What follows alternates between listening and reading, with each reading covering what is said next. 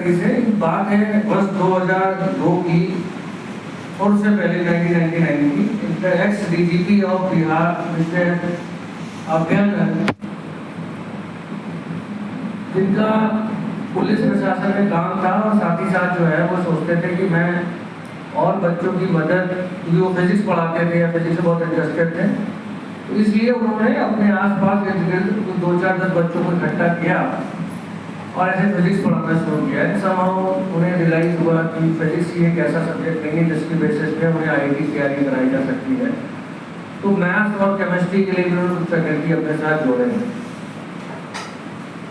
Maths में आप लोग जानते हैं उनका नाम बड़ा फेमस हुआ सुपर 30 में, और इन लोगों ने ऐसे पढ़ाना शुरू किया। इन वर्ष 2002 की बात है कि बैच बना जिसमें 30 के 30 बच्चे आईआईटी में चयनित हो गए, और जैसे ही 30 बच्चे चयनित हुए तो मीडिया ने इसको नाम दे दिया सुपर 30। ऐसा कोई ब्रांड पैट नेम नहीं था। तो सुपर 30 शुरू हो गया तो बिहार के ही एक व्यक्ति लेट एस के साही सर, इनका विजन था कि टैलेंट और मेधा सिर्फ बिहार तक तो सीमित नहीं है, ये ऑल ओवर इंडिया है। जिन बच्चों की मदद हम यहाँ कर रहे हैं, क्या इन्हीं बच्चों की मदद ऑल ओवर इंडिया कर सकते हैं कि नहीं कर सकते। ये स्टार्टेड है एनजीओ, इसका नाम उन्होंने रखा CSRL, centre for social responsibility and leadership. CSRL का उद्देश्य है ट्रांसफॉर्मिंग लाइफ। हम उन बच्चों को लेंगे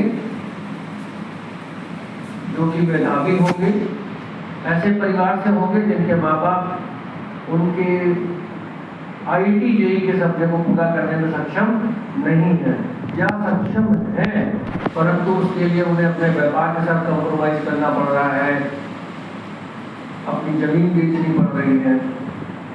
तो ऐसे विद्यार्थियों को हम चुनेंगे और चुन के लेके छत के नीचे लाएंगे और उन्हें हम पूरा गाइडेंस देंगे। और ये प्रोजेक्ट की जब शुरुआत होने लगी तो पहले क्वेश्चन आया कि इसके लिए फंड कहाँ से लाएंगे, पैसा कहाँ से लाएंगे, चलाएंगे कैसे, बच्चों को रखने के लिए पैसा चाहिए, खाने के लिए पैसा चाहिए, टीचर्स पैसा मांगेगा, स्टाफ पैसा मांगेगा, कहाँ से आएगा। उन्होंने तमाम भारत की तमाम कंपनी से लोगों से बात करी और इस कार्य के लिए सर्वप्रथम भारत की नवरत्न कंपनी आई, इसका नाम है GAIL, gas authority of India limited. GAIL ने कहा कि हम इस कार्य के लिए मदद करेंगे।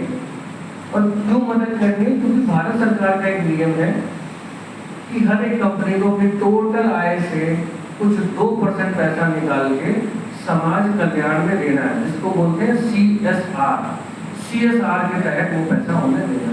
तो गेल ने बोला हम इस फंड के तहत किए जाएंगे। और 2008 में इस ऑर्गेनाइजेशन की न्यू बनी और 2009 में हमें प्रोजेक्ट मिला कानपुर में 30 बच्चों में।